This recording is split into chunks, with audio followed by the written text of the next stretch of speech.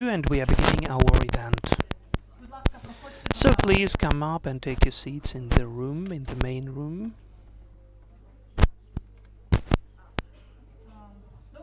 Good day, esteemed ladies and gentlemen, dear colleagues and partners, dear friends. From behalf of the NGO Brave Ukraine and the social initiative Arm Women Now, I welcome you at the presentation of the research, The Female Face of Ukrainian Defense, Experience, Challenges and Prospects. My name is Yevgenia Velika. I'm the project manager of Arm Women Now, and today I will be trying to moderate this meeting. And again, I'd like to express my gratitude to everyone who joined us. Here we have the representatives of state institutions, the defense and security sector, international organizations, civil society and expert community. And this is the composition of the participants, which is important, particularly important for us, because today we want not only to present the outcomes of the research, we'd like to start a professional conversation on what these outcomes would mean for Ukrainian troops, for the army, for the state policy and further transformation of the security and defense sector of Ukraine. As the basis of this research, we have the direct experience of the Ukrainian military female personnel, their motivations, challenges, perspectives, issues, and their own vision of the future in the troops or beyond it. For us, it was the matter of principle not just to collect and analyze these data, but to hear the women themselves who are serving for Ukraine and to transform their experience into conclusions and recommendations which could become and should become the basis for specific solutions. That is why we consider that today's presentation not as the finalization of the work of the research, but the beginning of the following big stage, professional dialogue and work over the practical implementation of its recommendations. I'm really grateful to our partners. This research has become possible thanks to the support of the Office of the NATO Secretary General Special Representative for Women, Peace and Security, the Government of the United Kingdom, Ukrainian Women's Fund and the Analytical Center State Watch. And of course, my special words of gratitude go to female service personnel who took part in the research. So I would say that we should begin. So the first to speak would be Deputy Minister of Defense of Ukraine, Mstislav Baniko. Mstislav. Hello, everyone. Well, in fact, I would like to talk to you sincerely and just straightforwardly about what we have now, because I think that you've noticed the modern team in the Ministry of Defense is working quicker forward. And we try to be as far as possible from the stereotypes, cliches and obsolete approaches. The troops are changing, everything is changing, and whatever we had classic and obsolete, which was rather disseminated in army, has already changed and stopped being relevant. And it's not only about the means which we use for the war or the analytics which we're working with, it's also about the women in the army. So now it is obvious today that every person who is working for our defense and security sector, for our development, has the highest value in spite of his or her sex. We already talked to Ірина about that unfortunately there are lots of people filled with cliches and stereotypes who can still be good military, but besides some doctrines, they can also bear some prejudices and stereotypes. We are definitely fighting against that, because we have rather many women at different ranks and positions in the troops. They are heads of the military units. They are accomplishing complicated missions. On Saturday, I met with one of the commanders of the company, and we talked with her how she could become a commander of the battalion and move on along the career path, because she has outstanding success path, which has nothing to do with her sex. So what's important about the figures and indicators, so that we could understand what's the current situation? During the recent 4 years, the number of women in the armed forces has increased for 23%. And now, in the armed forces of Ukraine, we have 75,000 of women, 55,000 of them are the military personnel.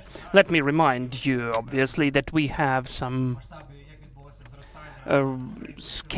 upscaling and increase of the amount of armed forces. But at the beginning of the full-scale invasion, we had 260,000 of people. Now it's about 1 million, but 60,000 of women is more than we could imagine just in 2022. In the combat units, we have 20,000 of women, and also we have a huge increase, a rapid increase of the women at the officers' ranks. If among the women the officers' ranks were taken by 4% of people, now it's already 21%. And also 11,000 of women are officers who are commanders of these or those units. So we can see this permanent increase of numbers. This is what's taking place in not thanks to something, but in spite of something, because the traditional conditions for the women to have convenient service and conditions at the troops, as well as all the others, unfortunately were just done on their own. And that's why we are conducting these researches. We are communicating with the civil sector so that we could correct this situation.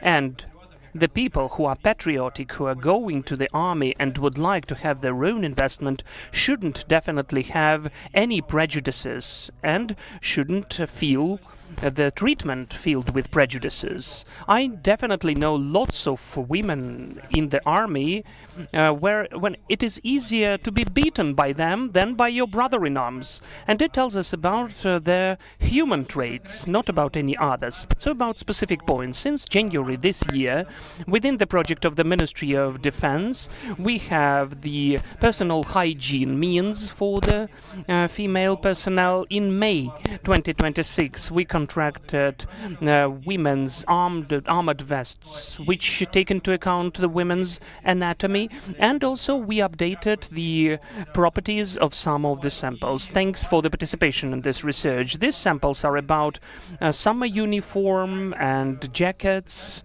special uniform and winter pants, and so on. So just during the recent weeks we met and communicated about the reconstruction of the whole logics on the procurement, what we really need in the army, not just what's defined by the regulations and documents. And also simultaneously my team during several months has already worked on the track to push and the topic of women's uniform, so we'll move on along this direction. We are grateful that you invited us here. We are grateful that we have such a huge number of women in the army. We are sorry that as the Ministry of Defense that it was very slow process in the past and not that efficient as we'd liked it to be, but that's what we have in 2026, and we are dealing with making in order what we need to do. Thank you everyone. Glory to Ukraine, glory to the heroes.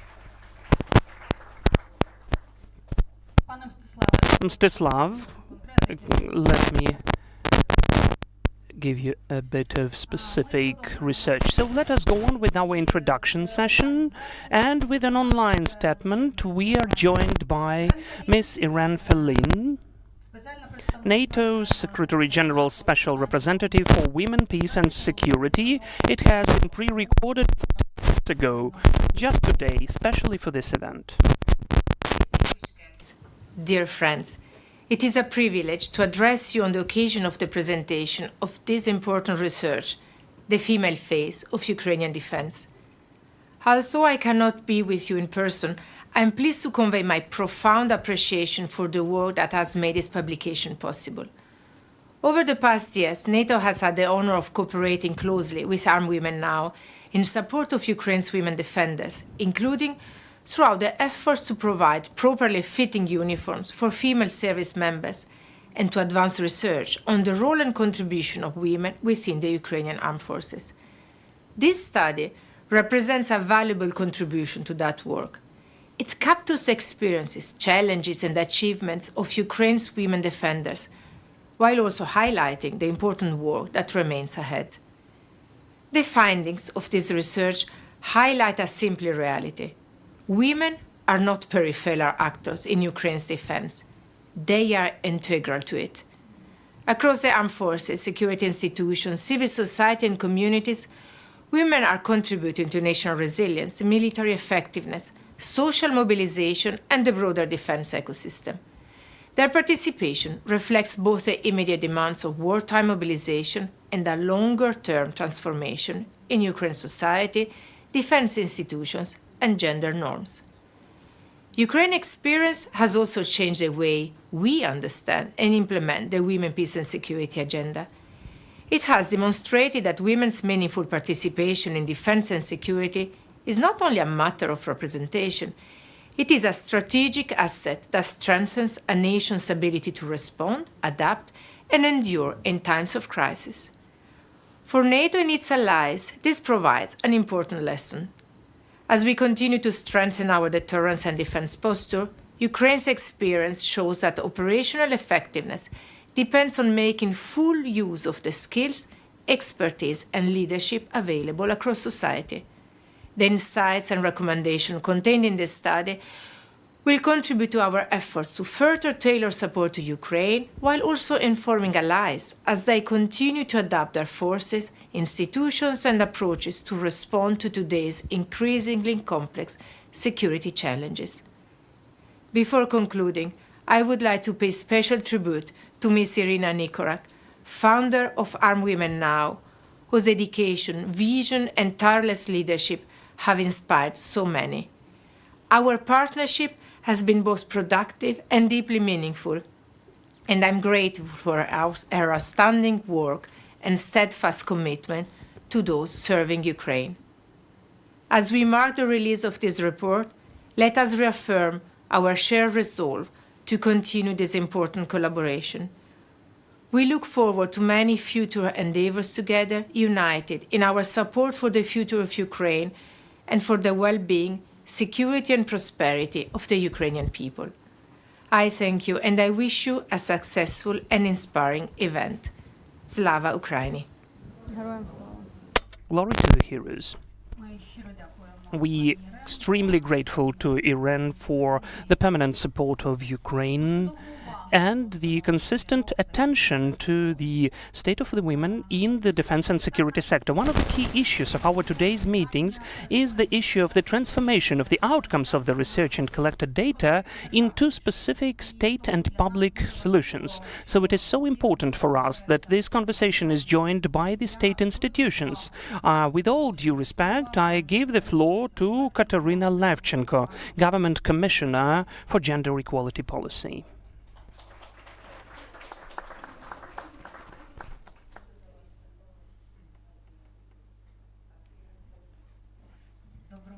Good day. Good day, esteemed colleagues, Irina, Oksana, and other ladies and gentlemen.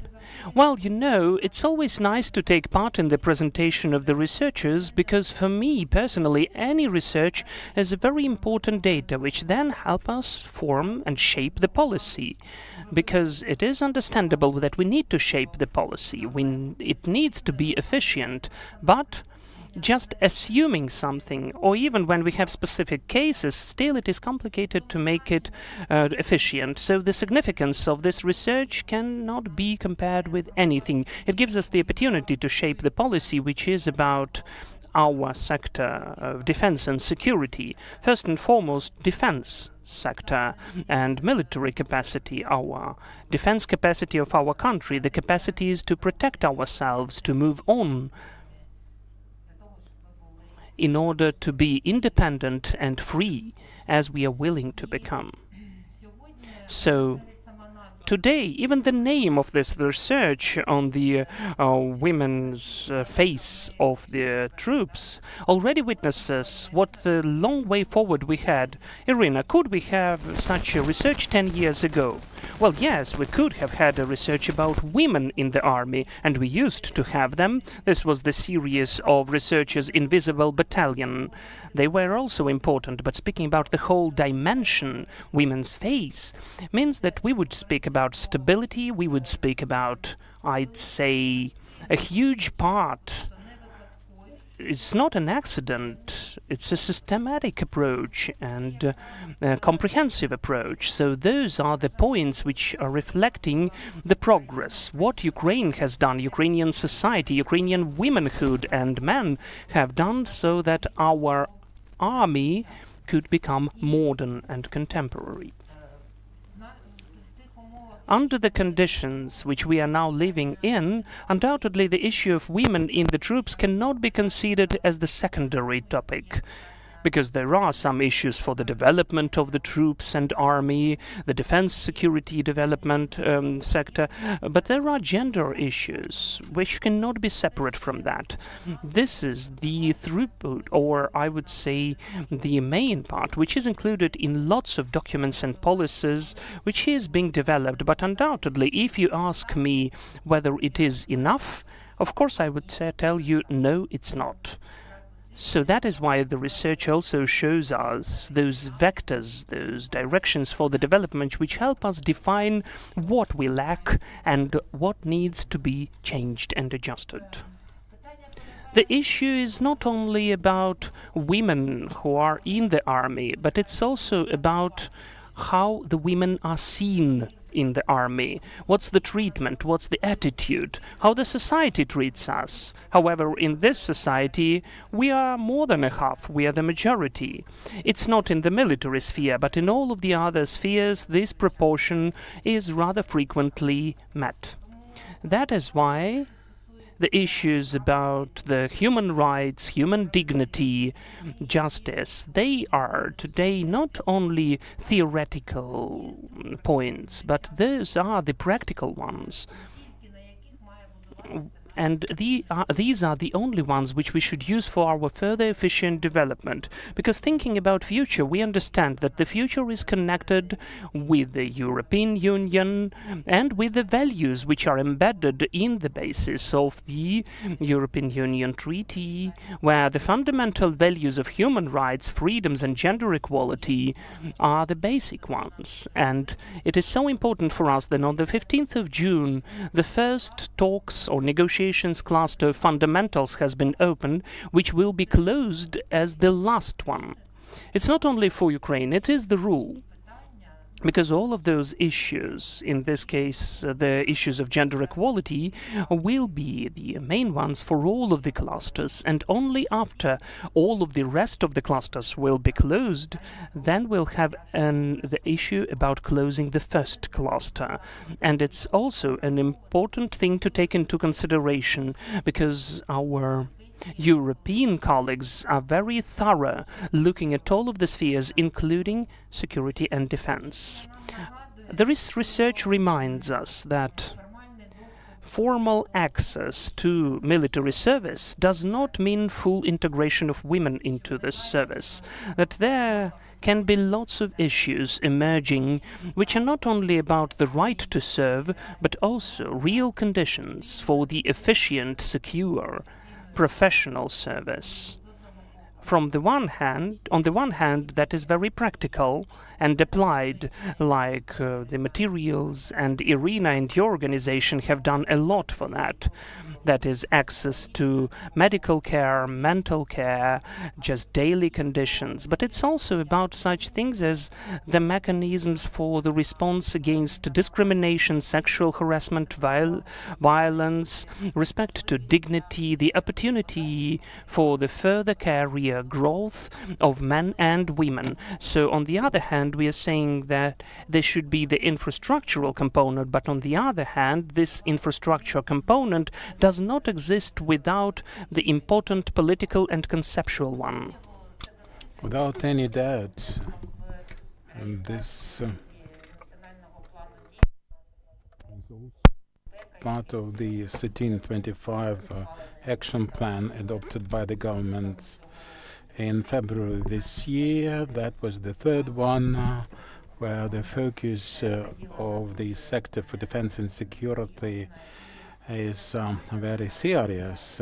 This is not a formal obligation, but rather an important deliverable, which on one hand gives us the opportunities to maintain gender balance, but also lead the hunt internationally with all the internationally venues, being the coordinator for execution of Plan 1325 and the network of global coordinators. It does exist, you know.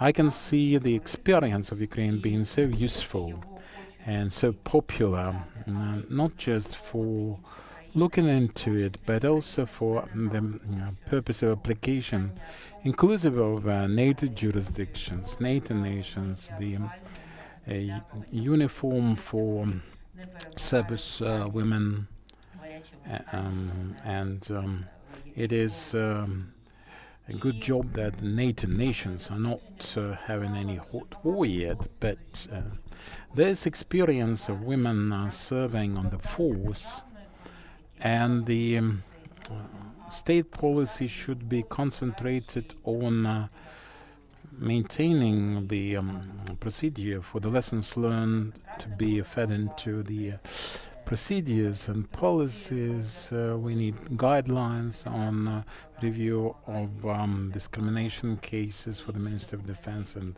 sexual harassment and other things to be developed by the security and defense sector of Ukraine.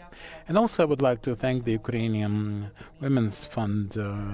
They helped with the survey, and they are a reliable partner for the government. And experience is very important. Indeed, it should be taken good care of and looked into. But after this meeting, I would like to give you this book here, one of the characters. This is Navigator 1325. We also have some bags.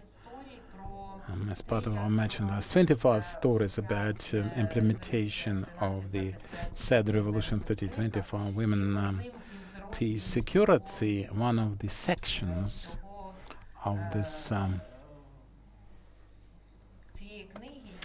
book is dedicated to the invisible battalion becoming quite visible, and this is the situation of women on the force. One of the characters in that book is Ірина here, so let me give you a copy using the opportunity. Thank you very much. It's such a pleasure, and good luck to all of us. I hope that this discussion, this presentation, will help us identify not just the hot issues, we are all now well aware of the ones, but also would like to develop the mechanisms and arrange the toolkits to help the hot issues to cool down a little bit. Thank you, Catherine, for your contribution, for your systemic work in this area. Usually when we discuss women in security and defense sector, that means, as we imagine, women as on the force, the service women, but with the National Guard we also have about 6,500 and of them, and the National Guard is a very important partner, and we value the cooperation very highly. I would like to invite Colonel Mikhailo Verniger, Assistant to Commander of the National Guard. The floor is yours. Good afternoon, everyone, and let me thank you for the opportunity to be here to address this distinguished audience. Always our commander of the National Guard are open for cooperation. We appreciate this survey because it's another opportunity for us to bridge the gaps in our everyday operations, to clarify our focus and the policy, develop and further fine-tune the policy concerning women in our ranks. It cannot be done without women themselves contributing. the servicewomen, and we have joined more than 4,500 women have been engaged. As far as this survey is concerned, they are quite open and they speak their minds. And we can now identify the areas which should be prioritized. And there is a whole bunch of them, but without taking heed of what the women have to say, serving on the force, we cannot develop the policy that we dream of, more comfort, lack of discrimination. They should indeed have their say in this discussion. And this is another opportunity, this survey, to give the right direction for the policy in hand. Thank you very much, Colonel, for your participation and contribution. And concluding the opening part, I would like to invite Ukrainian Women's Fund, Natalia Lozitska. Good afternoon, dear colleagues, ladies and gentlemen. I would like to greet you on behalf of our fund. We are happy to join this study, this survey, and we would like to thank our partners that made it possible, Social and Ministry of Criminal and the Ukraine aid, British government, governmental agent for gender equality. And for us as Ukrainian Women's Fund, support of women is of highest priority. It has been so, it's still. So we are working with women and for women. We know their challenges. We do not just try to be responsive and reactive, but we also provide for sustainable change. And in the course of this war, as Catherine mentioned before me, we were among the first to support the Invisible Battalion survey with the advocacy campaign following, with the soldiers, MPs, government officials, and of course members of the activists of the general public. Now we have 68 military specialties for women, and then even this list was enhanced. Just the first steps, and now women on the force are still facing some institutional and practical challenges. So we supported this survey with both our hands, and we are convinced that it is only with the real experience, first-hand experience, that we can shape effective solutions and continue with the necessary changes for the security and defense sector in Ukraine. At the same time, we fully realize that even the best survey alone cannot change policy. The change is substantial, becomes substantial only when it can serve a platform, a ground for advocacy and dialogue. So this is our opportunity to start this advocacy stage, to discuss recommendations and identify our joint further steps. Presently, Ukrainian Women's Fund are actively supporting the third NPD 1325. This is not just sectoral implementation, but also localization for the security and defense sector. And we work with the governmental agents, with the state bodies, with the regional coalitions all over Ukraine, and the governmental bodies in the field. And also, we would like to confirm that the results of this survey are of great value for us. It's our planning material, So prioritizing materials to cater to the real needs, actual needs of women in the security and defense sector. I'm looking forward to this discussion. This is another step towards shaping better discussions, making the sector more capable, professional, and agile. Thanks to our partners for their support, the Ukrainian partners, and of course, and first of all, perhaps the armed forces of Ukraine for this opportunity to live, to work, for the opportunity to continue with the capacity building for our invincible Ukraine. Thank you very much. Thank you.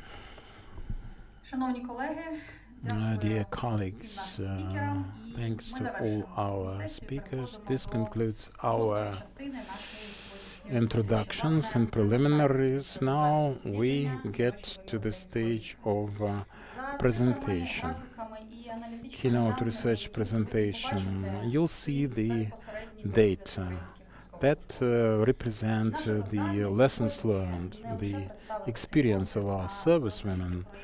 And this is about the principal trends that we observe, the principal gaps, and most importantly, the decisions which we have to use, driving and inviting the necessary change. So the presenters are Ірина Никорак, MP of Ukraine and founder of Women Now initiative, Людмила Юзова, program manager, NDI Ukraine, Katerina Miteva, an analyst of State Watch Analytical Center, think tank, and we're also joined by Olena Absha, officer, lieutenant of the National Guard Special Brigade.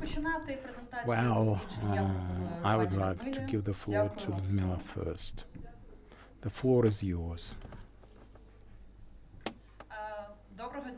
Good afternoon, friends, partners, participants,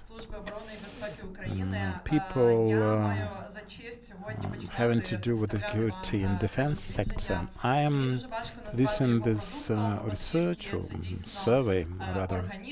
This is a body of information that consists of many molecules and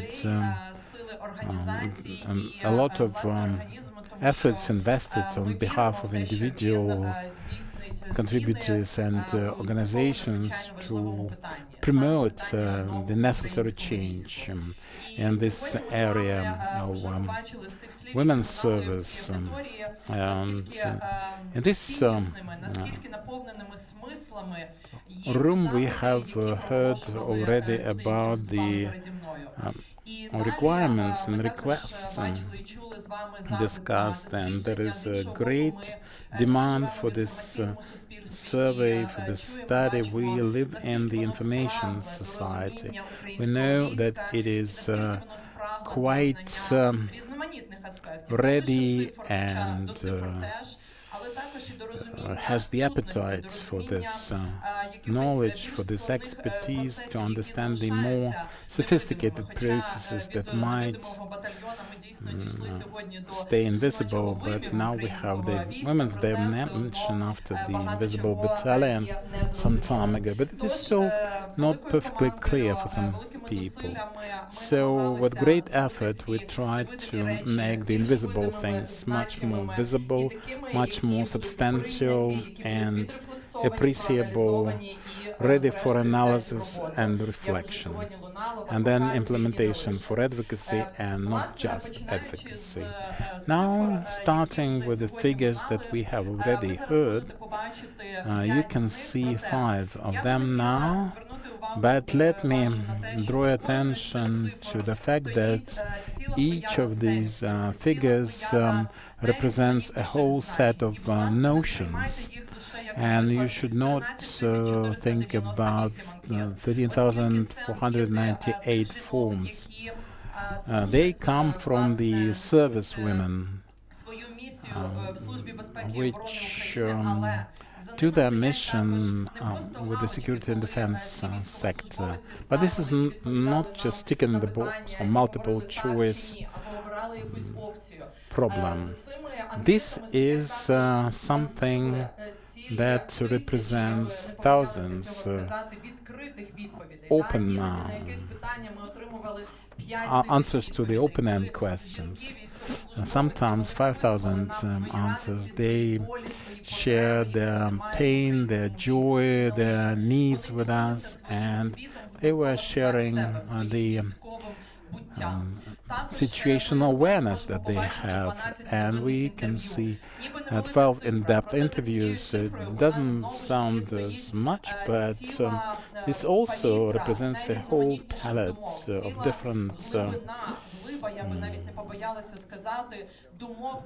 opinions and ideas, views, not just of personal experience on the force, but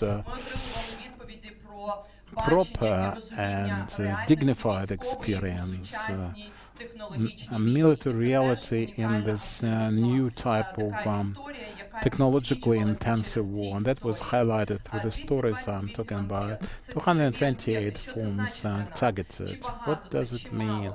Is it much? Is it little? So this targeted approach supported the interviews, and the interviews supported the respondents, as we believe.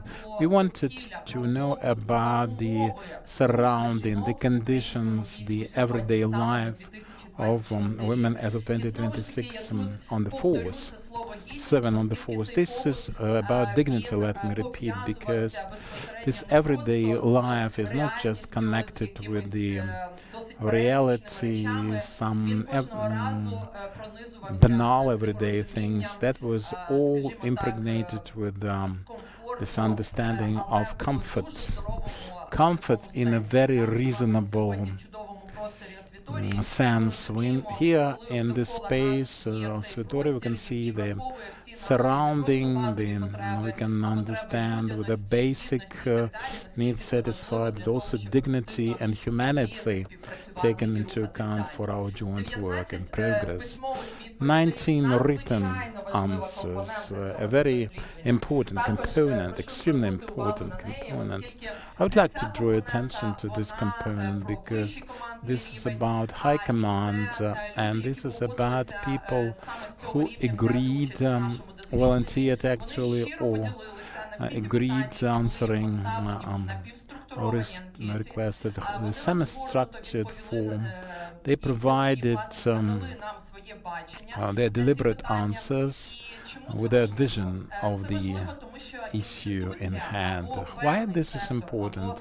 Institution or some sector or some walk of life, and that includes the Ukrainian army, should be multifaceted or viewed as multi-tiered things. We can view that with the interviews, with different techniques, but unless we listen to the other side. Let's be frank there. We cannot afford not being honest. Our society has strong patriarchal foundations, and there are some areas which retain this culture. And with the war, we have special effects of making heroes of men solely. We cannot but discuss this, and with this complicated construct, the stereotypes, the gaps, the challenges, but we have to see the other side of the flip side of the coin. And we will learn about the opinion of the High Command. And please also pay attention, we've analyzed an incredibly interesting component. This is a separate case of the 7th Corps of the Airborne Troops. The Western academics and researchers, international organizations, are incredibly evaluating these separate cases. We remember how in one totalitarian country they valued the family as part of society. Why did we Why is it important here?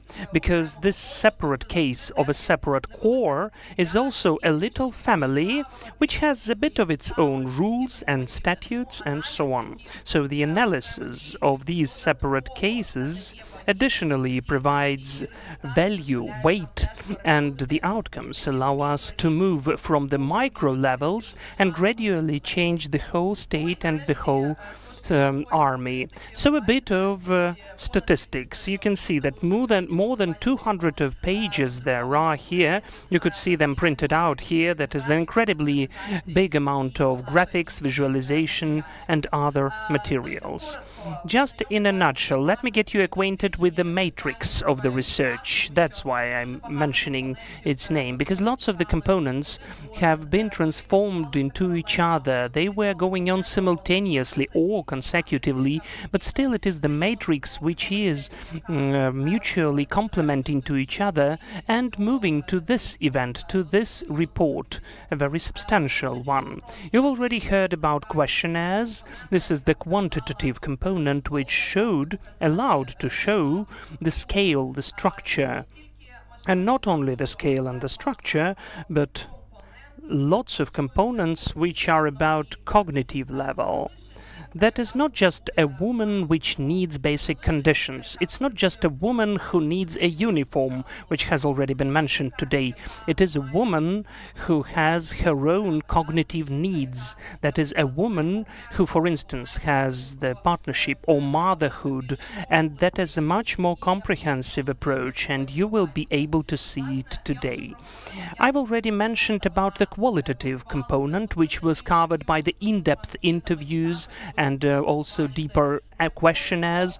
You will be able to see not just the optics of needs, what was the number of, for instance, pairs of boots is needed for the women. This is the optics through how the women are describing these needs for the sake of the future, for the sake of their institutional resilience in the army. Because today the issue is not about gender problem, about the second sex and the conditions in the army, which Simone de Beauvoir started long ago. This is not the issue of 50-50. This is the issue of, I'd say, the capacity of the not just visibility, but strengthening of women and their experience, not just in the army, but also when they leave the army. Their engagement in totally different societal spheres. The analysis of institutional discourse has already been highlighted a bit, how it used to take place, and finally, let me say about one of the first components. With all due respect to all those researchers which have already been mentioned today of the Invisible Battalion and many others, those are not just researchers. Our Ukrainian society, I wouldn't even afraid to say, is oversaturated with diverse initiatives, organizational work, the art projects which highlight women in the army, not just highlight, but retell their reality, their story, their being. That is also lots of international organizations which are working with their participation, with their multi-component presence in the army and Ukrainian society. This is the armed women now, which are taking care about lots of issues, in particular the provision of women. So in particular, all of those points have been analyzed by us in the so-called analysis of sources, so that we could really make the next step forward, to take several steps higher from what we have already, to move on and help all of you who is present in this room to move on together with you.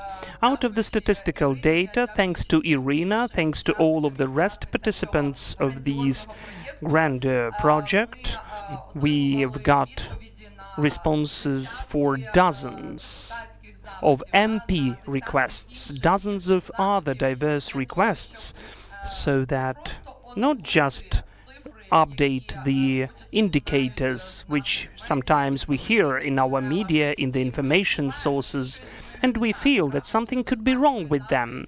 When, for instance, we can hear 50,000, today we heard already 75,000, and you will also hear a figure of more than 116,000. So, in fact, this is the reality which we wanted to show through these facts and indicators, through these figures. And I guess this is it for me, getting you acquainted with this architecture, the mosaic of the research. So please enjoy all of the information, but also think, even now, at this very moment, how we can use the data of this research so that we could really move on within the Ukrainian society and the army.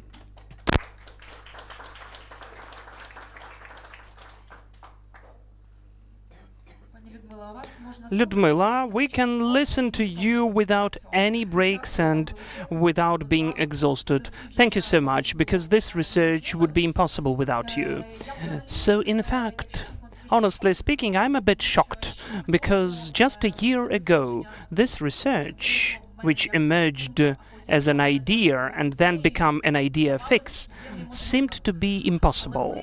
But still, together with the team, in a rather small format, I think, just the very small number of people were taking part in the final stage of this research, so we made it possible. So I'd like to express my gratitude to everyone who is present here, who is watching us online, whoever is now at the battlefield, whoever is saving, accomplishing combat missions, and still found a couple of minutes in their schedule, in their life, to respond to the questions which we posed.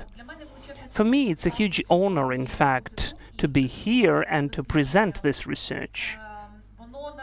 It has been born not just as an academic or analytical project, it has become a response to the changes which have taken place in the Ukrainian society during the times of war and the full-scale invasion.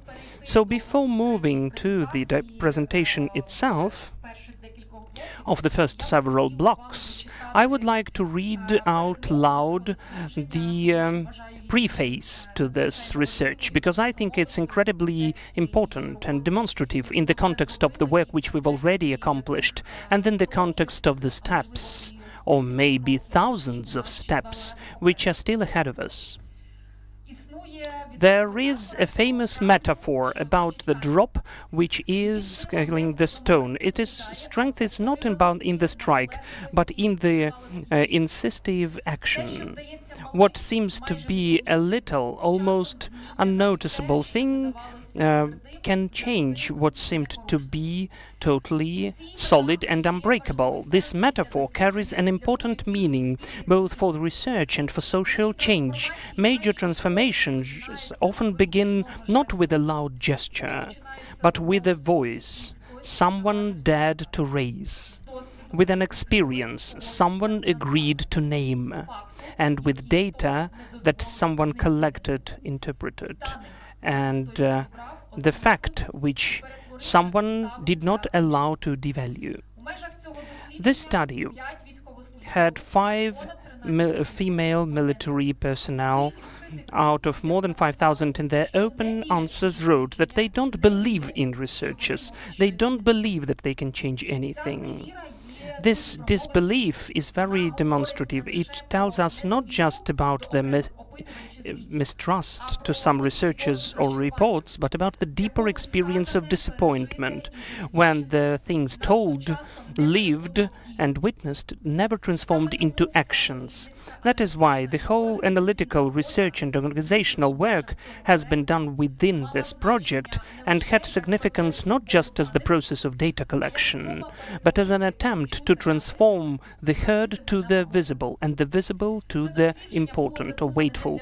This research was conceived not just to register and document one more reality check. Its objective was to move on with the vision of the woman in the Ukrainian army, not as an exception, not as a peripheral figure, not as a symbolical addition to the real military story, but the full-scale participant, professional, the bearer of certain experience, competence, vulnerability, strength, right for dignity, and right to be heard. And in the broader sense, this is an attempt to move on with their understanding of women in the troops, not only in Ukraine, but in the global context. Because Ukrainian experience today is one of those which are capable to change international optics, international language, and international standards of understanding of what the participation of women in the war is, in the defense, in the service, and in the post-war recovery.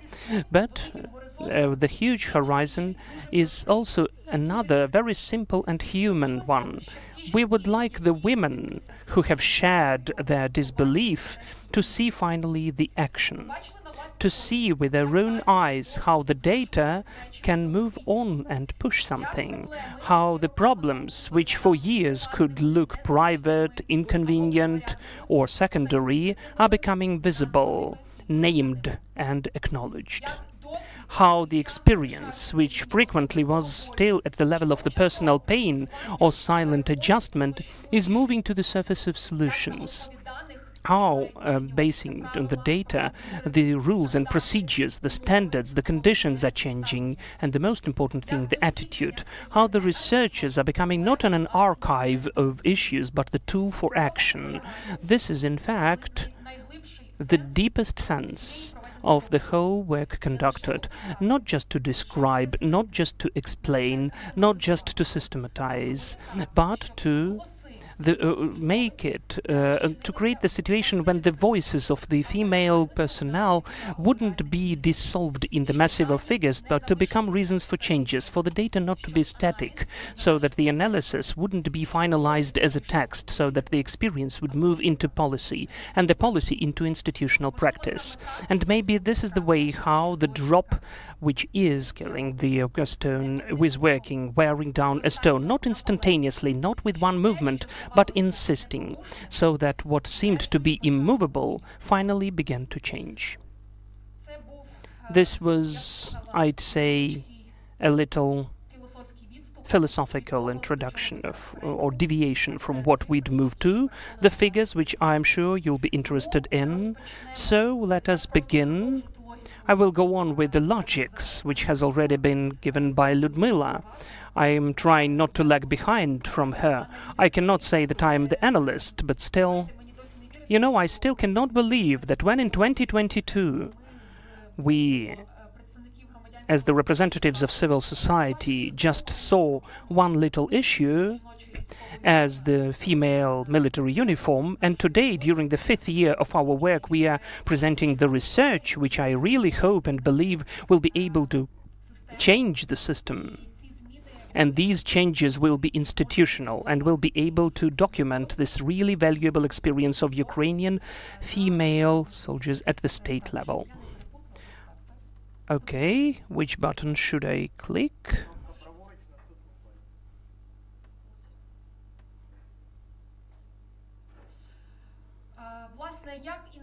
So how institutions are speaking about the women? One of the most interesting outcomes is the analysis of institutional discourse, and we've seen, in fact, several models. The first one is a woman as the staff resource. This is an important approach when professionalism is the most important thing. The second model, when the full equality is declared. We hear the point, everybody is equal in the army. At the first glance, it is the right thing to do. But if we don't see the specific needs of different categories of military, there can be the risk emerging that the real issues are still not noticed. So rather frequently in our rhetoric and messages, which we are trying to the defense forces to be aware of, we're saying that we are not insisting on any special attitude to women in the army. But the women have specific needs, and at the level of the system, this gap has to be covered. A bit later, I'll tell about that in more details. It's not just a form, but many other important issues, like combination of parental obligations, access to medical care, and other needs which acting female military personnel face. We also have the remnants of obsolete understanding when the separate roles or functions can be considered to be more or less feminine. But still more and more managers consider female experience as a resource for modernization of the army. And this approach, in our opinion, has to become the new normal. Ukrainian army has already changed, and we need to acknowledge that honestly. You can see this figure. We were speaking about 54,000, but this is the number for the people, for the women in the combat positions. 75,000 are altogether in the armed forces, but if we consider the women through the lens of the whole sector of security and defense, it's about 116,000 women. So mostly we pay attention to this important difference, because in the public discourse everybody is using the figure of 75,000 of women, but in fact they decrease the role of the women who are also accomplishing military missions in the national police, state border service, state security service special units, and state emergency service. All of the structures which to this or that extent are working, accomplishing daily important missions to recover the independence and sovereignty of our country. Moving on, how the participation of women changed after the independence has been gained. When we look at the participation of women in the army, this process started not in 2022. Today we heard lots of points about the huge research of Invisible Battalion. The full-scale invasion has acutely sped up the changes which were ongoing for years.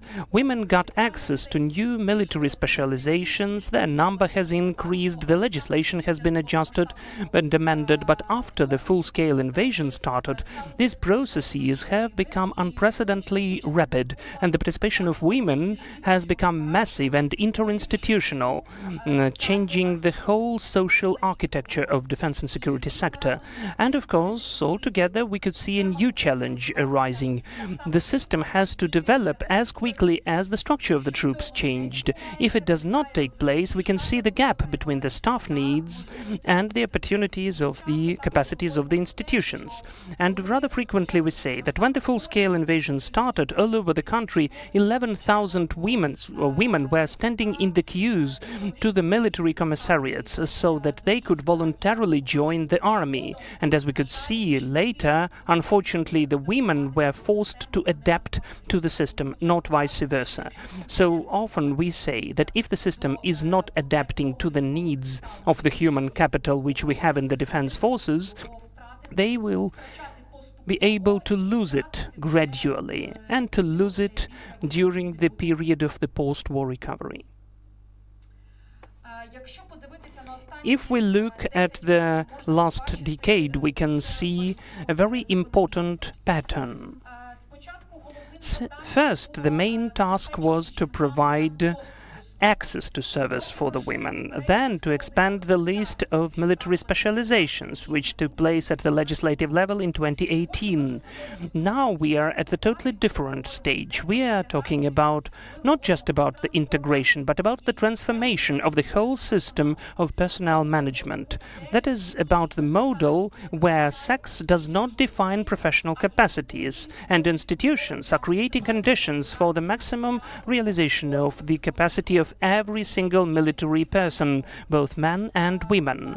And in fact, I will not duplicate whatever we can see on the slide, beginning with the transition from recruiting to maintenance. By the way, it is very relevant at the level of the European Union countries and NATO member countries. For them, the biggest challenge is maintenance, but after the beginning of the full-scale invasion in Ukraine, their challenge is also recruiting. So that's why we are sharing our experience and saying that, taking into account this lengthy way we overcame, the transformation way, we are definitely not just a donor of this expertise and experience, but we are the country which is an inseparable part of the new modern architecture of security at the European continent. One of the brightest indicators of change is the growing proportion of women among the commanding personnel, 21% now. That is from 4. They take responsibility for leadership more and more and take over command. We can see platoon commanders, company commanders, battalion. I know of one case, but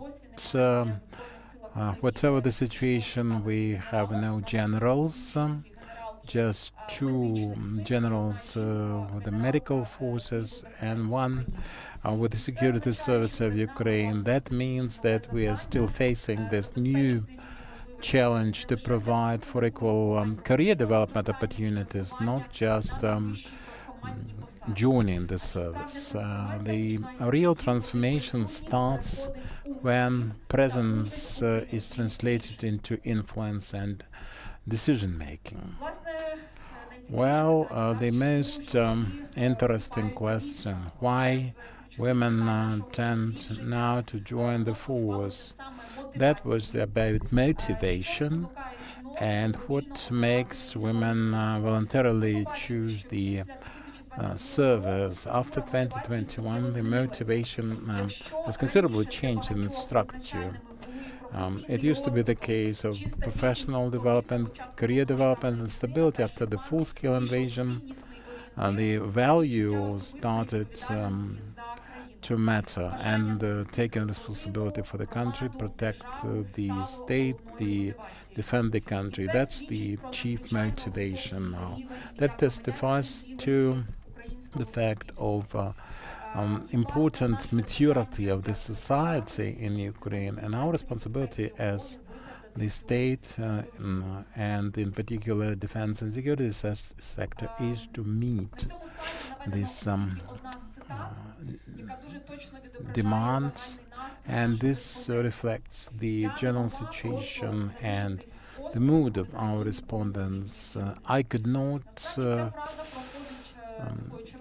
stay away from this, and this demonstrates as the scarlet thread that for the majority of servicewomen, this is not just a matter of profession, this is the civic choice, the citizens' choice, and it is very important that the state respond with reciprocating responsibility, proper conditions of service, career development, career management, and self-fulfillment, because motivation drives people, make them join the force, but they are retained only with respect, trust, and prospects. Now, switching to our next block, I would like to emphasize one very important idea. When discussing needs of servicewomen, we are not having any privilege or special conditions in mind. This is about being efficient, being able to perform, and the majority of needs voiced are quite basic. With Elena, we were discussing that at one of the events, one of the panels yesterday. This is the equipment, personal means of protection, career development, good foodstuffs. This is the professional environment in which the army exists. And this is not just about women. This is about the quality of HRM, human resource management. And this is the mapping of needs. We tried to arrange the answers and shape a general picture 1,200 times uniform at the center, because the reform to that effect started after the full-scale invasion with procurements of the underwear, and the uniform started in 2024 on a regular basis. There are still some logistical challenges with getting the right size, the right cut of uniform, but Catherine will discuss that a bit later. So we are discussing the ecosystem of the service, and you can see the mapping of the needs here. And very often strategic documents are focused on the big issues, but according to the survey, the decision to stay on the force very often is shaped and caused by the trifles of everyday life. The attitude, access to medical services, the cut of the uniform, size of the uniform, human dignity. They all seem trifles against the backdrop of other priorities like armaments and the capacity of our defense industries. Well, but this still is a reflection of attitude and appreciation on the part of the system. Hence, the performance, the combat efficiency. And one of the important conclusions is that people do not leave the force because of one big problem. It's actually a whole range of problems piling up through time, and the retention policy should not just get activated after the application is written for dismissal, and you can see the incentives described here. So retention is not of less importance than recruitment. Now, what makes people leave? Quite eloquent, because people want to come back to their family, arrangement, the relationship, bring up children, 11%. It's all very important figures indeed. That should be properly taken into account for the purposes of policy making. And this motivation is in a clash with the institutional surrounding or environment, which is not favorable. Patriotism alone cannot retain people. It can lead people to the force, and it is still at work while we are making these presentations. So perhaps a dozen of women are concluding a contract in some part of Ukraine, but retention is only explained by the professional arrangements. So it's not just about motivation. It's not less important to improve the system as a whole. And here, let me dwell upon this slide, because I would like to invite Catherine, Chief Analyst of State Watch, our reliable and partners. They reviewed this big block of specific needs, the clothing and personal items, parenthood versus service, access to medical services, and equal opportunities for career development, because de jure everything is fine, it seems to be. We have a lot of documents discussing this policy, that deliverable being drafted and implemented, but the practical experience provides evidence of the gap between what we have in mind de jure and what we have in reality de facto. Please.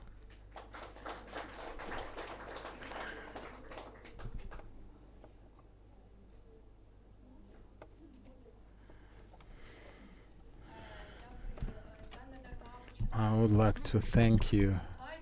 I decided to start with this slide. You can see here that that's how it began with the full-scale invasion, how the women, servicewomen were provided for.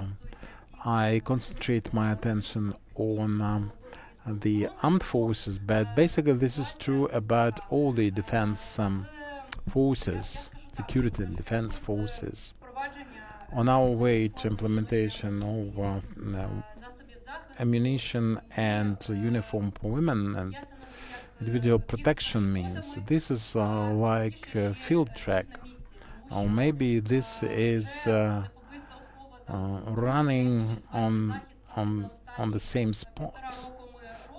We have observed some progress in the course of the last 18 months, but it is slow in coming. In 2022 we started with the nothing being available, all the cuts, the protection means, all the design would be male and designed for males. In 2023, according to Ірина, for the first time we registered procurements of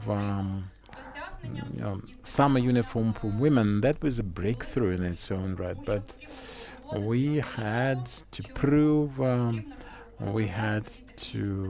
why it was necessary to develop new specifications, and that's how we arrived at the end of 2023 at women's underwear. They started to receive summer uniform in 2024 from the former part of the latter part of that year. The body armor, that was the design which was adopted in 2024, and you can see the first items being procurement back in May 2026. 2000 pieces. That was a precedent. 2026, mind you, we procured only 2000 items and or articles. Well, the logistics report answering our request that this is the benchmark, 2000. Speaking of summer uniform or winter uniform, it's the benchmark is 10,000 for the armed forces alone. That can be revisited still, but presently we can see just 2,000 body arms, armor items, and 10,000 pants, no jackets as of now. How the women will enter the cold season still remains to be seen, but we have been advocating for women's body armor since 2024, and here we are. We have just arrived at this. With the National Guard, they are not centralized procurements, and they procured 20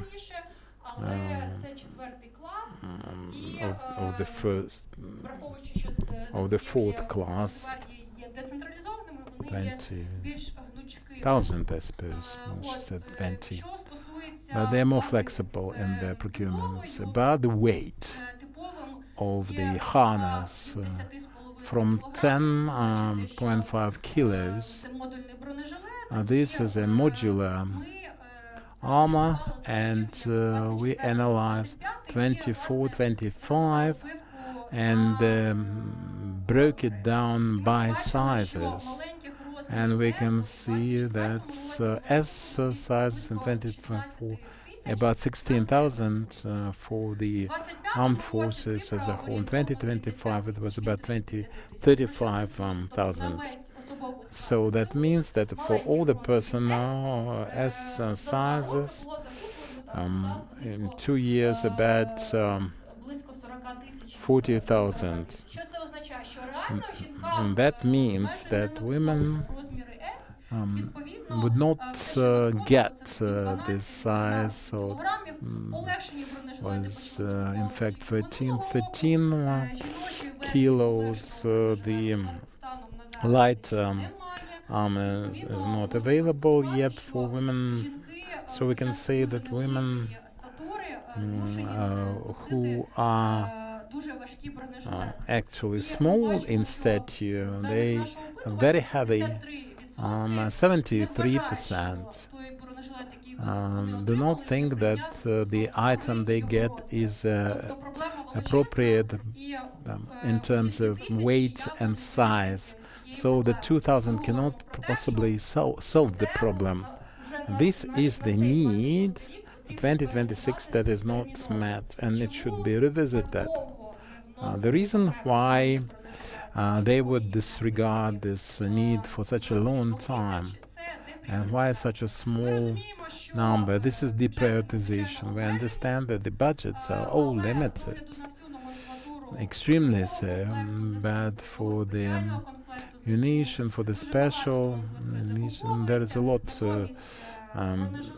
being procured, but body arm items are deprioritized. And 2000, well, I think the story caused that particular procurement. This is a female veteran, Natalia Lishchishina. That was for the first time when they diagnosed a breast condition. She was wearing more than 17, the mammary glands, and had a benign tumor, and the decision was to remove both breasts, both mammary glands. And I explained this, that's the Natalia's case, which is not the only, the first of its kind, and the first batch procured actually should be explained by this unfortunate incident. And that speaks for the fact that this problem should not be hidden, it should be voiced and presented to the highest imaginable level. Now about the supplies of winter uniform. You can see 10,000 pairs of pants. Nobody has seen them yet. We'll see how it will proceed. With the jackets also. So there's no winter uniform. They get the male sets. They have to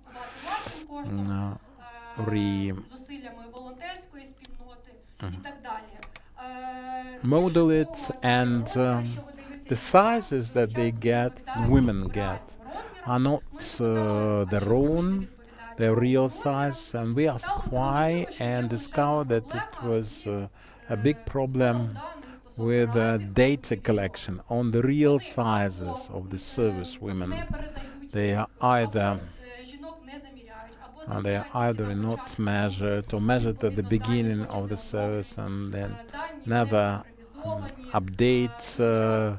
The data are not digitized, and they just have some texting involved for the logistician or the commanding officer.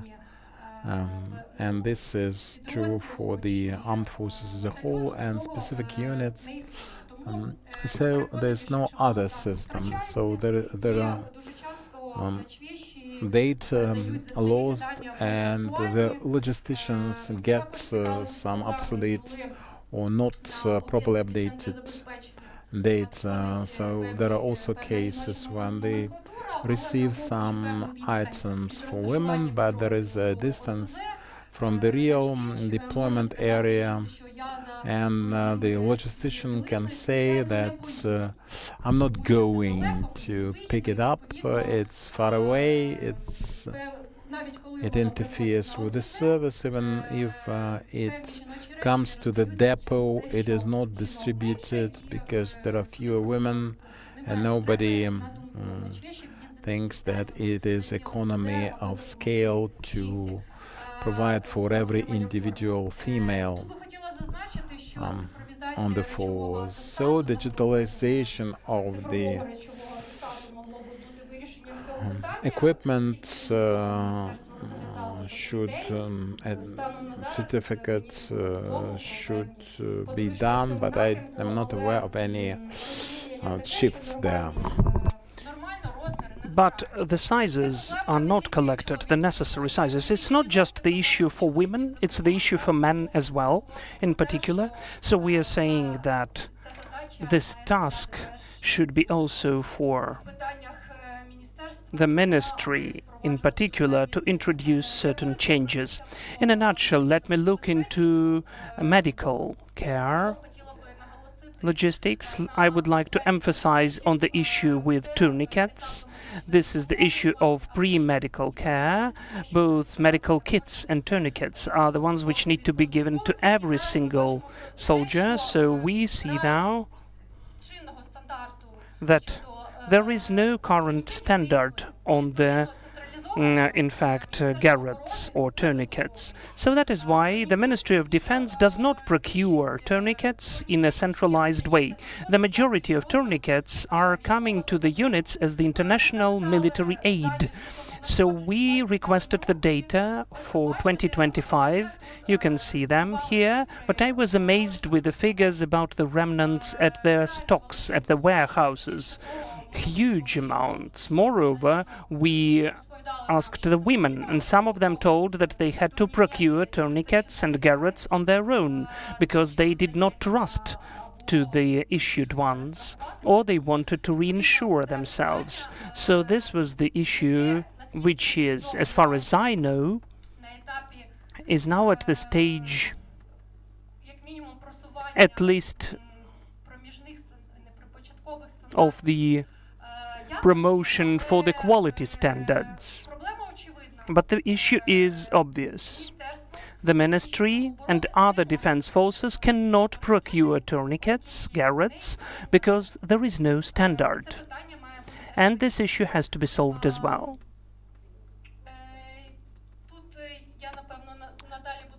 Maybe then I will tell you some cases about how the medical services are provided.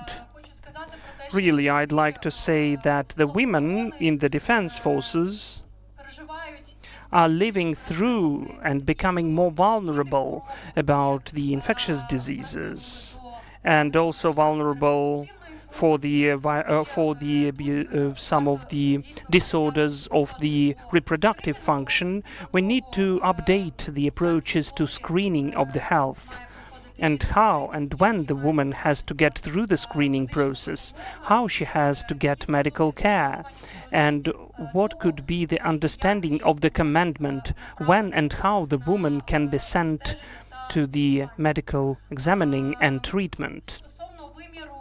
As for the dimension when the career path can be combined with motherhood, here we can see the figure of 53% of women from the border service who combined their service with the motherhood. Out of the women who we questioned, that is more than 200 of them, more than 60% combined their career in the army and motherhood.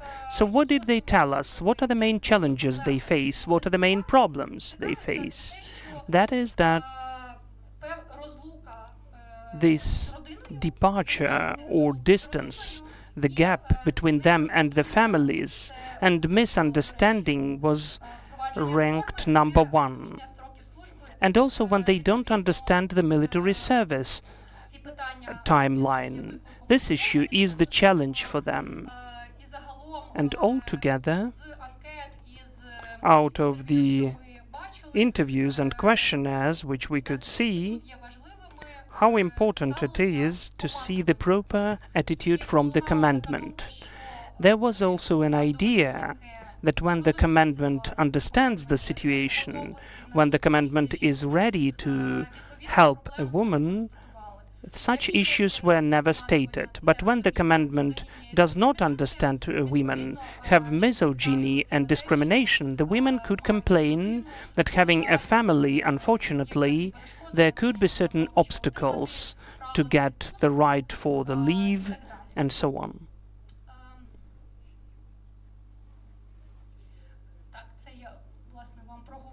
I've mentioned about these issues already.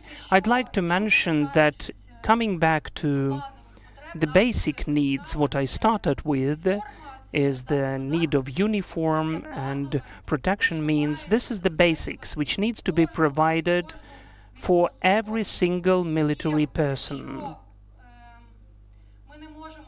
And if we cannot provide it to a woman in the army, then it tells us about the level and treatment or to the woman and her place in the career path and in her right to take a worthy place.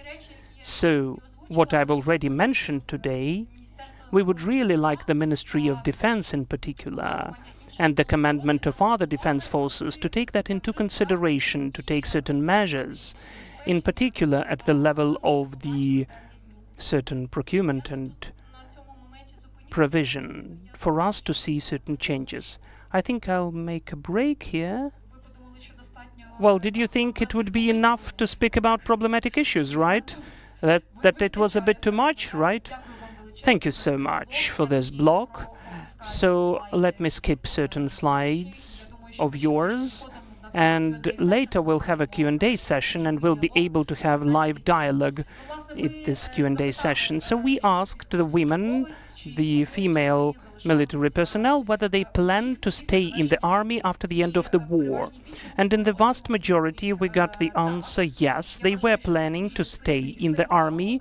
I think it's a very strong signal, which means that for many of them the military service stopped being just temporary solution. It has become a profession, and the women can see their trajectory of the professional career growth. As you can see, 53% are planning to stay in the army out of the questionnaire of 13,560 respondents.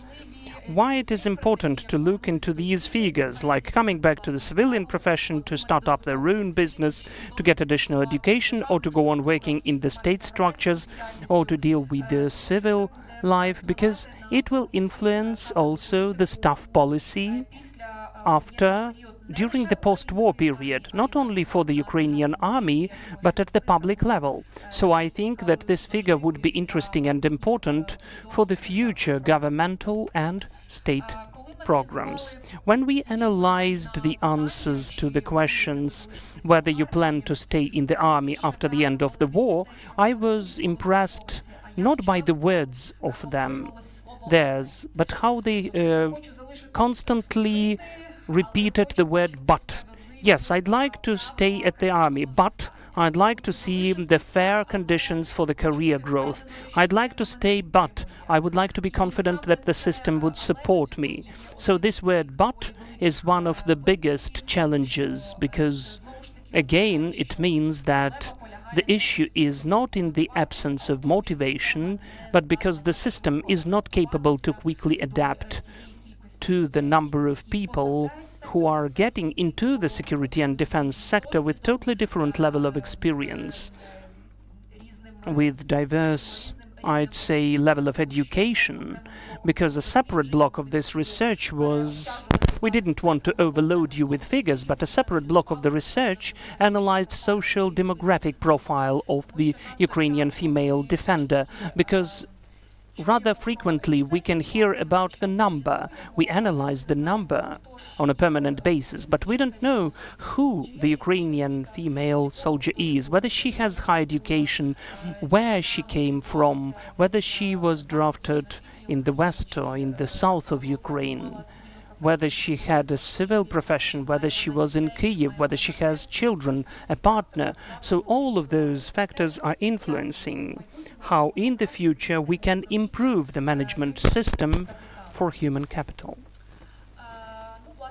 So in fact, what these outcomes mean for Ukraine as a follow-up to the key point of the human capital, which unfortunately we as the country cannot afford ourselves to lose during the post-war period, because it's the whole generation of women who have unique, real, unfortunately, combat experience, which in the future should be documented in the doctrines, strategies, which to this or that extent will be implemented into the defense and security sector. Here we have certain reforms which have already started and go on with their implementation. I think they will be only strengthened, taking into account all of the challenges which we daily face. And today, during the presentation of the research, we state them still representing the country at the international level and taking part in different events. I always say that I am proud how much, in fact, we managed to achieve. In the beginning of March this year, we had an event with the armed forces and the Ministry of Defense of the Netherlands. This country, during the year, organized expositions of all of our developments for the provision of women, and one of the women, a general, looked at all of that and said, you know, if the Ukrainians, who are just now rushing in the train of 200 kilometers per hour, were able to implement the women's uniform, why can't we do that? So I still need to say that not a single EU country, which are also belonging to the NATO alliance, they don't have a separate women's uniform. Only some of the countries in France or seems in the United Kingdom and several more countries, they have the universal, or so-called unisex uniform, but they don't have the specifically female one. So in this context, our expertise is rather valuable, because whatever we are implementing today at the public level was tested in the combat conditions. And it's really sad for me to mention this point, but still Ukraine is the laboratory, a testing lab of the innovative weapons, technological modern war, which we gain experience of and which we pay the highest price for, when we can be not just useful, but at the level of partnerships, we can communicate with the countries which will change and adopt and adapt their defense strategies.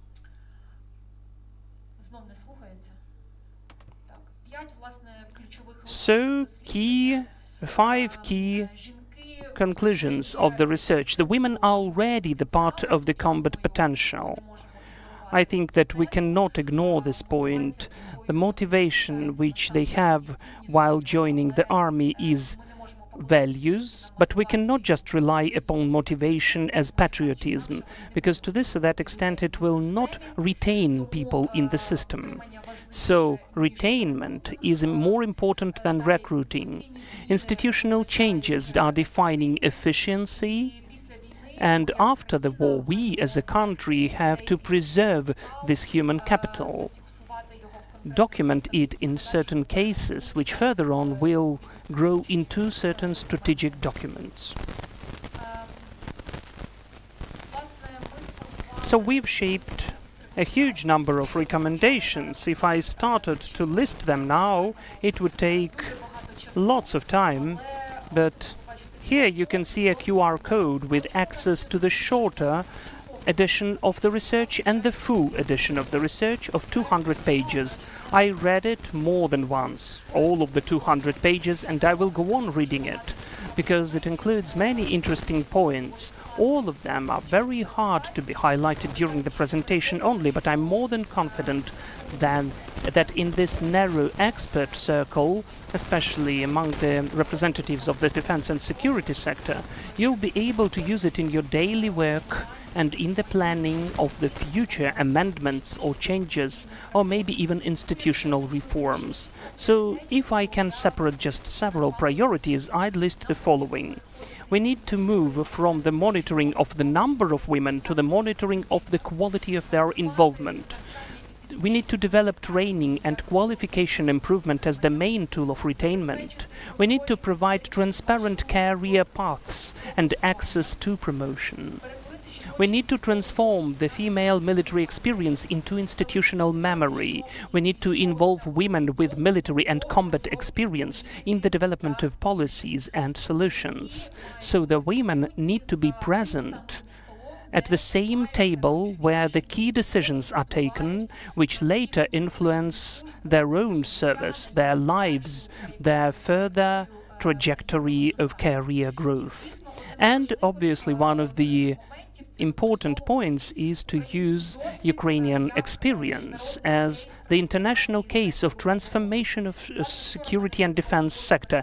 Yesterday I had the opportunity to give the printed out edition of this research to the European Commissioner on Defense, Andrius, and we have already the deal about the presentation of this research together with the Defense Committee of the EU and the Committee on the Issues for the Protection of Women's Rights. Then this advocacy campaign will go on within, I hope at least, the Munich Security Conference and also the line platforms just last week. The part of the developments which are in the basis of this research were presented by me at several side events at the NATO summit in Ankara, so it seems to me that this unique expertise, developments, experience, and unfortunately painful experience gives us the opportunity to become the most capable and the strongest army on the territory of Europe.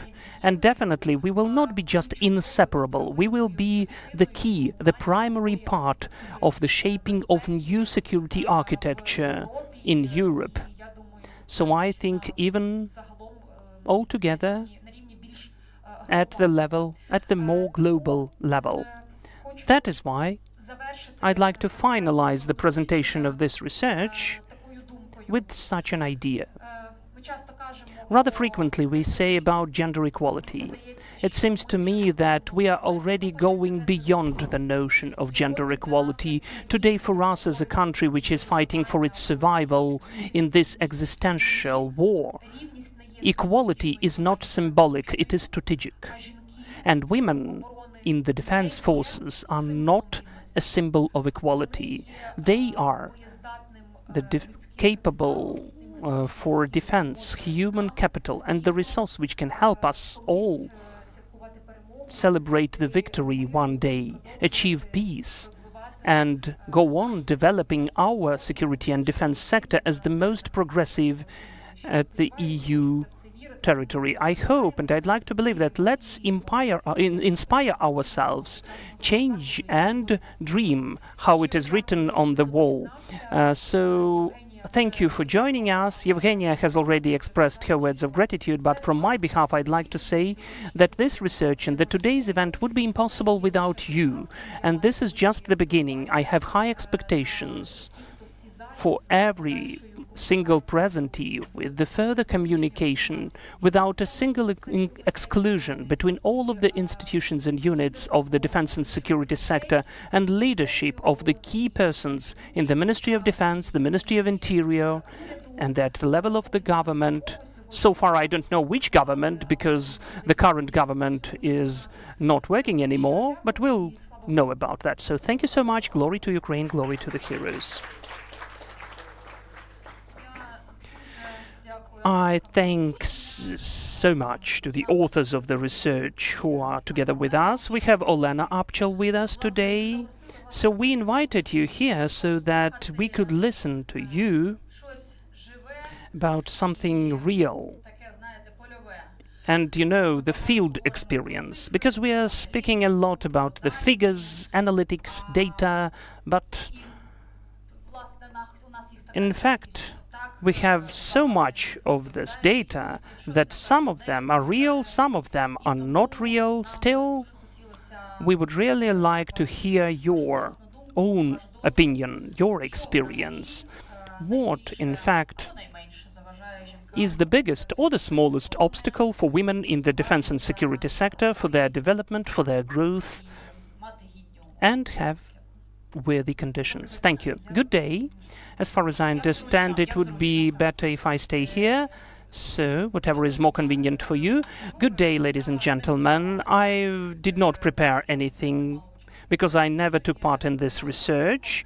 Well, mostly this was an ad hoc deal of me joining this event. As you heard, Olena, please come to us, provoke us, say something not that obvious, mention something which was never mentioned.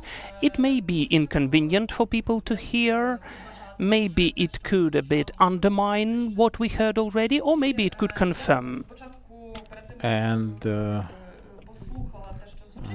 I've been listening to my predecessors and taking notes even, but let me try to think together with you. I would like to forget about some institutional pathos, but we have to be practical. In some respects, traditionally, this is for the purposes of humanity. That's how it works. For example, when you sit down and think about many beautiful processes. For the civic, for the advocacy purposes, and this is introducing the changes. This is the state level. This is what is happening inside the defense forces. It's one thing, but when you go to the field, you have the tactical drill, you have the topographic drill, and then they tell you that there will be some officer coming to discuss gender equity. This is laughable matter, and this is not. This is derision, I would say. It is never stopped, and it is shared quietly by the officer just to make a laughing stock of gender as a notion.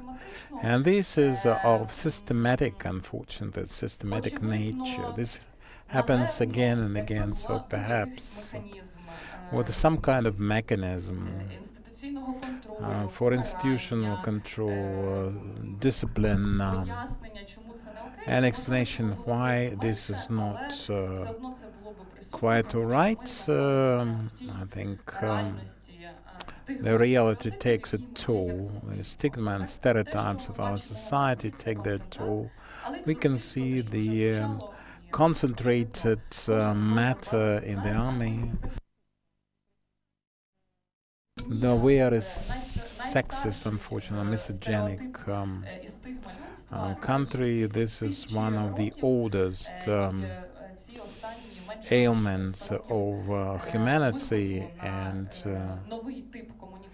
we have tried to reach the new level of communication when we should not consider women as domestics of some kind or demographic vehicle.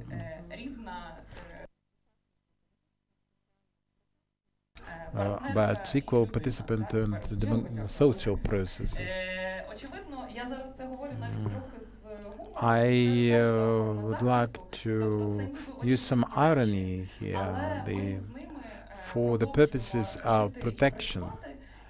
And let me give you one example. On the one hand, it astonished me. On the other hand, it emphasized the real-life situation. When I joined the forces as a volunteer to join the National Guard of Ukraine, I joined as a majority of us. I wanted just to sign the contract as a majority of us. Servicewomen. For many weeks, I would chase different commanders, trying to influence them, to convince them, to persuade them that I was not a problem, I was different. They would tell you that I've had this experience before and it was a bad one. And usually I make a joke of it and say I know some men who do things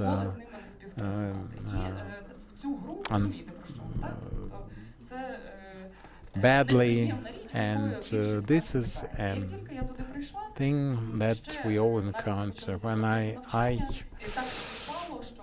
came there, even before my initial training, we had a meeting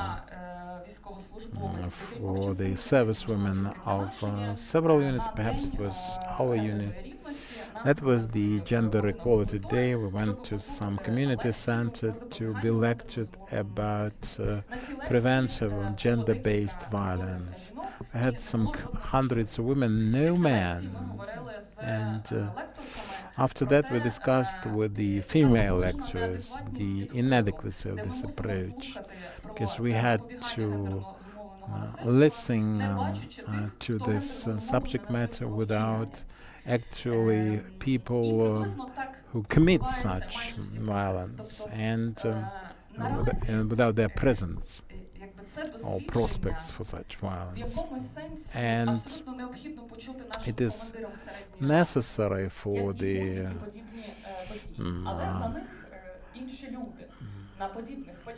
middle-level commanders and middle command to hear that. All the commanders, it's very difficult. But this is my role here, to play the role sometimes unrewarding of devil's advocate. And all commanders do some gender policy, even if they are unaware of that and even apprehensive of the notion, because this notion is a matter for the reason, and still they have to deal with gender or feminist policies or politics. I have prepared my notes. Each time when they decide who is to be promoted, who is to be trained, and they have some gender policy appearing, and we understand how it works. Quite unfortunately, I think that it is perhaps important. You would you might disagree, but the biggest barrier is not strength. It's our imagination. We imagine a male soldier, and that's how we use the discourse. In abnormal circumstances, when in this post-patriarchal society, some things remain in transition, but the destination that we think about and aspire to reach cannot tolerate that. And each time when they are afraid of using female forms of some words, as it is our custom in the Ukrainian language. Can I call it you lady commander, they ask me. It's a normal reaction. We live in reality. And I used to be a director, and well, in Ukraine they use language they use called feminatives, and this is regulated by certain documents, and this is not officially in use. Nevertheless, I can tell you that this is not the end of the world. I can assure you, if we pass this stage, after all the scandals, it will be another norm in 10 years, and there will be some new surveys, the influencers will discuss that will become a new normalcy. Because 10 years ago, things that we discussed did not seem normal. 50 years ago, I wouldn't be able to address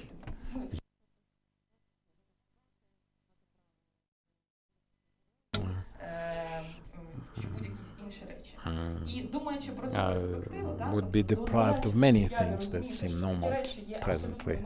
And this is thing for the nearest future. And I think the power of speech presently might seem provocative. On the other hand, it's realist. It's real as power. We cannot admit. Well, we cannot say that glory to heroes and gentlemen heroes, lady heroes. This is in the Ukrainian language. This is a practice now, but it's not used for the slogan. And since 2018, we have introduced some feminitives, not really pronounceable for some people who think in terms of normalcy of language. I talk to my comrades in arms, and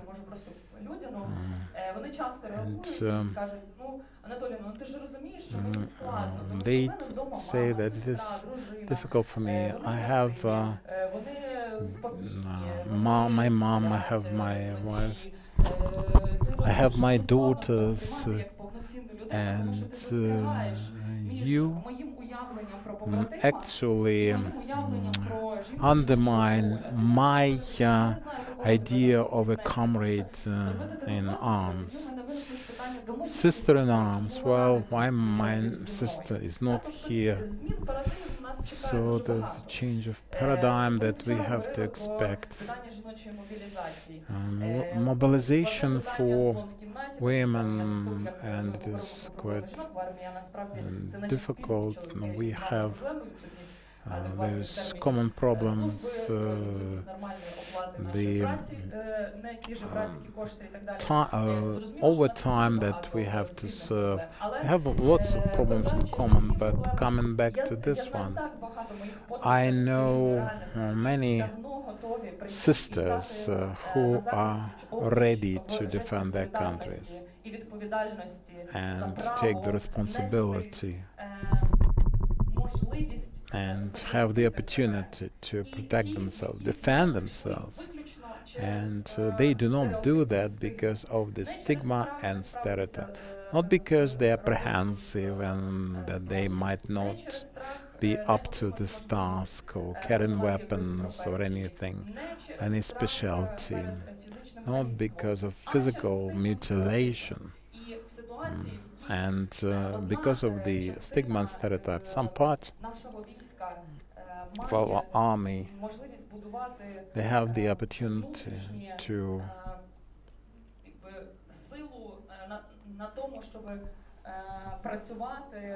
be empowered by their mission to destroy the enemy, but also internally waste a lot of resource and energy on making explanations. I realize that I'm lost in my speech.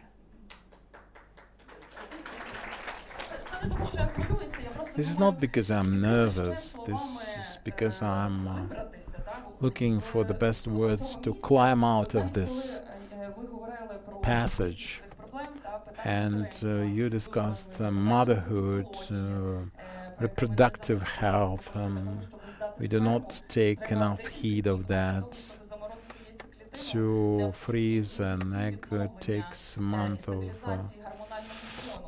treatment to stabilize the hormonal level. And the lady who temporarily or for the lifetime this career span decided to protect and defend their state at this critical point, and that choice is not met with proper understanding, and that's why a lot of things do not work in terms of medical care. This is not just about our situation, this is about the lack of human-centric approach.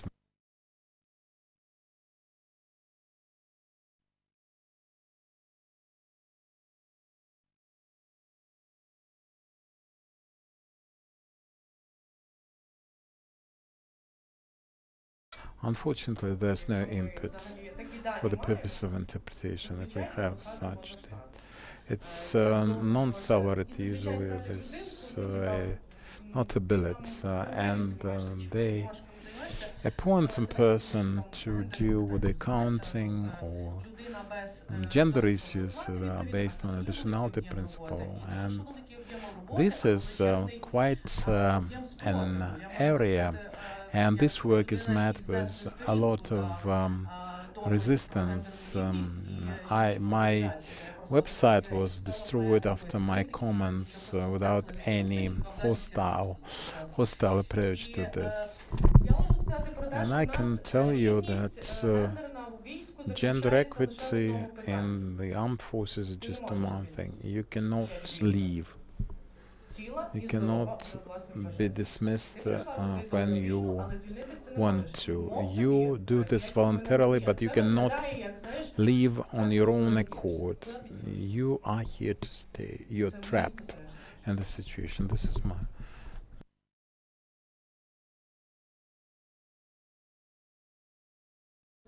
And I would like to add this opinion when we discuss those things and we try to discuss them at the grassroots level with immediate surrounding. 90% of the people are not prepared to discuss such matters. But those who are, what you hear in response from male colleagues, you can see that you always need something. You always lack something. We do not want you because it's an additional burden.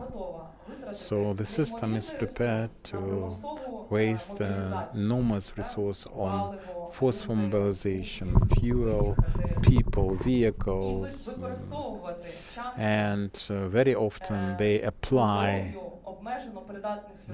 such techniques to the people who are not incentivized, people who are not healthy in simple terms. At the same time, they ignore, they motivate. The majority of women in the defense forces volunteered. I'm not sure about the actual proportion, but they are motivated, they are active, and their position, patriotism. Well, I have a problem with this notion because I think about the set of incentives for the first. In the first place, this is my desire to take my own responsibility for my protection and defense. I'm grateful to the people who were the first to volunteer before me, and this is my tribute to the people who perished the right to defense at the highest level for development of feminist concept on human rights and responsibility that we are trying to outline. This is a set motivation is a set of things. Yes, value-based benchmarks, and this is the inability to outline the actual motivation resource for the people, for a person who can do that. I was ready to come and to for 3 4 years perhaps, but then they say that you are here till the very end. You can not leave. Well, men have some place to come back to. They're expected to come back home. Of course, we understand that there is this divorce rate, but there are some people expecting you. Who is expecting a female officer? It's just the parents and the old friends. And we do not all have the privilege. And the only crutch supporting you, this is this drive. Let me say one more important point, an interesting one. Let us use this moment.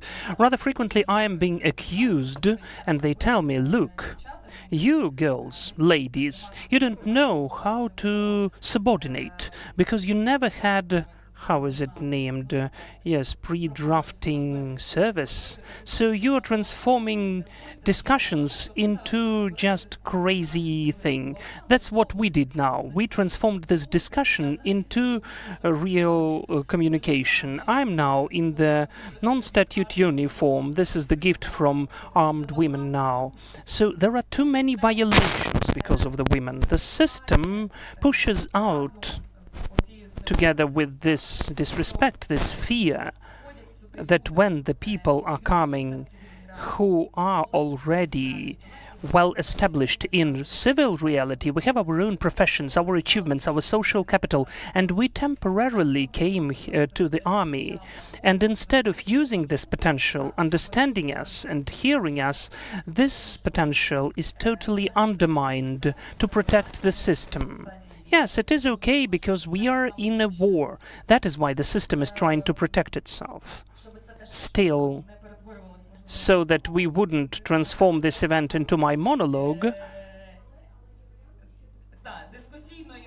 we can transform it into discussion. Yes, I'd like to read out a short idea. Just a moment.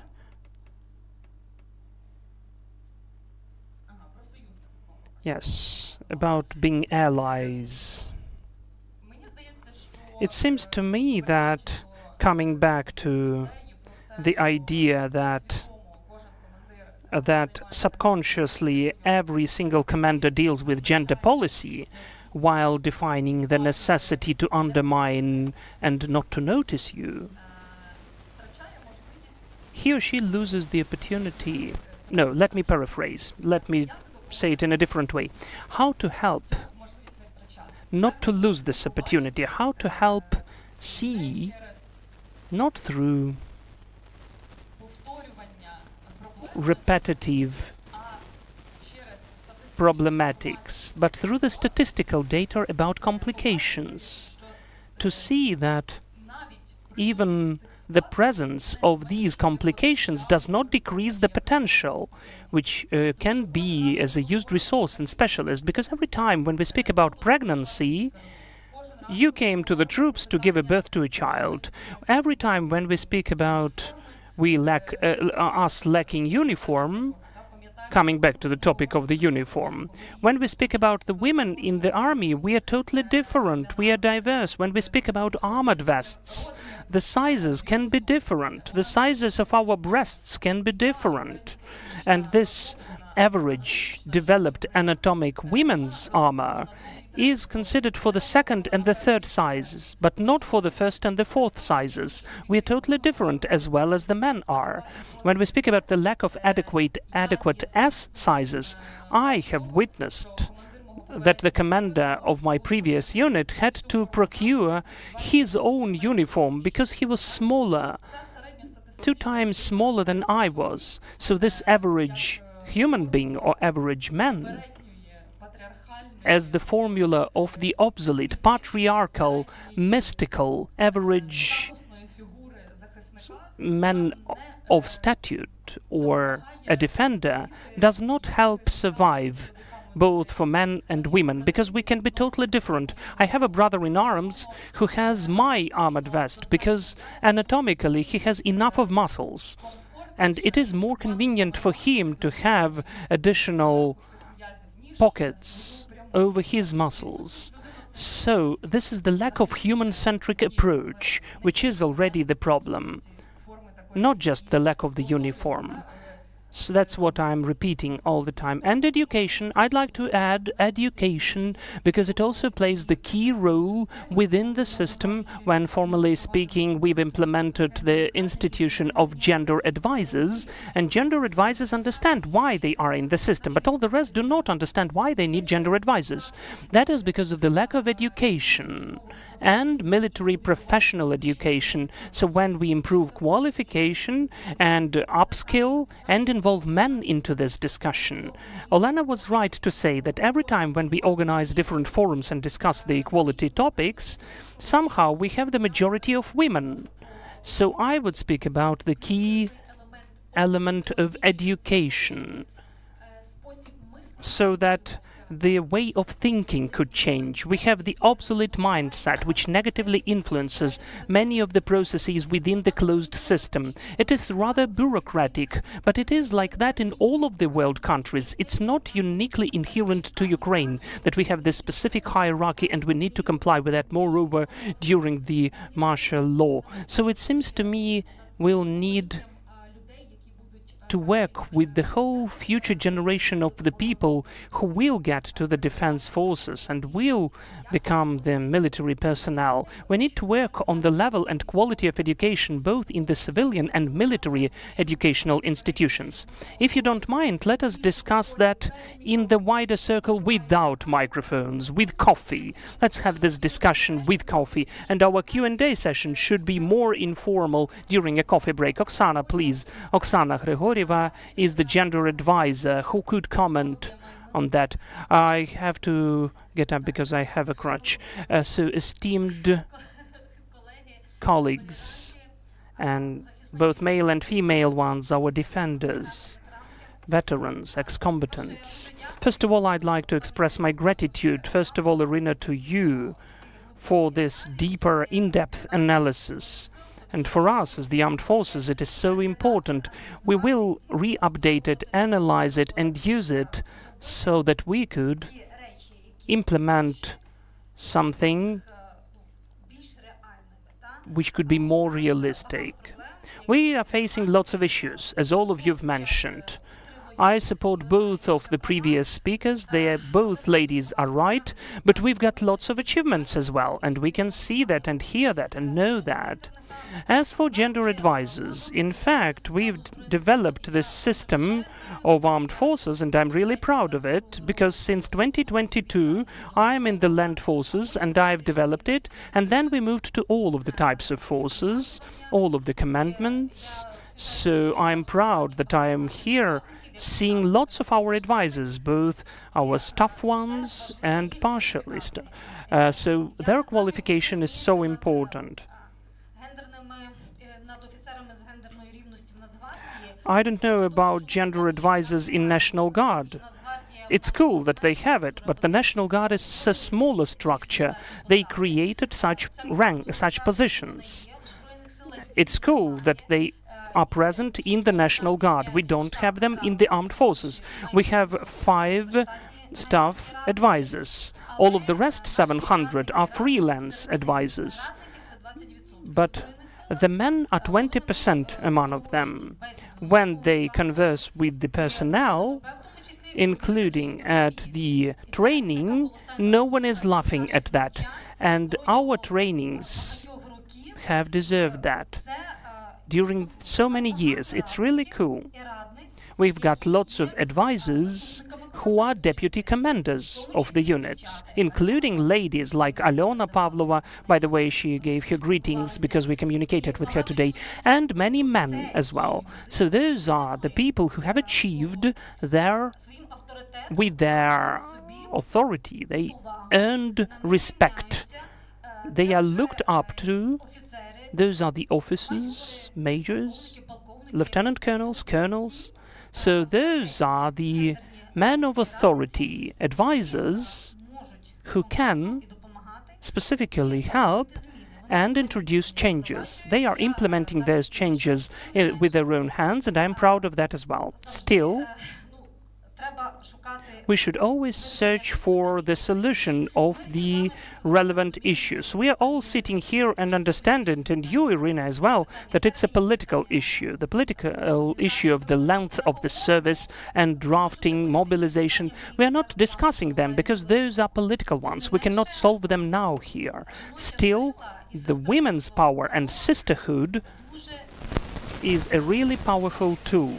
Because if not the women in 2014, then we wouldn't be here, we wouldn't converse here, and we wouldn't have almost 12,000 of female officers in the armed forces. All of that is done thanks to this invisible women's movement which did that. So now, of course, nothing interferes to go on developing this sisterhood, because it is so important to feel support, peer-to-peer support, the women's support in the army. Because when you face the complaints, and when you read that a woman neglects a woman, it's always painful. I remember Madeleine Albright, who used to say that for the women who do not support other women, there is a special place in hell.